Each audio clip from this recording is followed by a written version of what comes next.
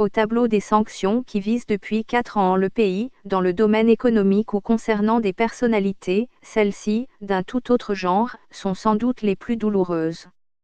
Parce qu'elle a triché, la Russie ne sera pas représentée aux Jeux olympiques d'hiver organisés à Pyeongchang, Corée du Sud, du 9 au 25 février 2018, a annoncé, mardi 5 décembre, le Comité international olympique, Comité international olympique. Seuls les athlètes, propres, pourront concourir à titre individuel, sans drapeau ni hymne national.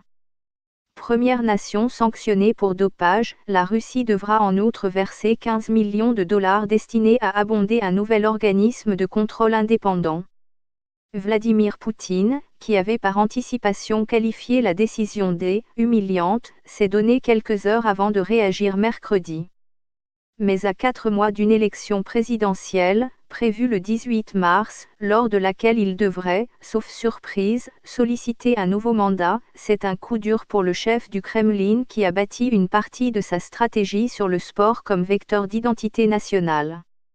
Le vice-premier ministre de son gouvernement, Vitaly Mutko, ex-ministre des Sports au cœur du scandale, est banni, à vie, des Jeux.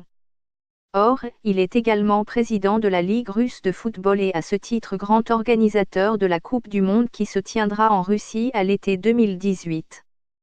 Sans doute le président russe, qui a déjà crié au complot américain derrière la décision du Comité international olympique, tentera-t-il de retourner la situation à son avantage en appelant les Russes à serrer les rangs sous la bourrasque.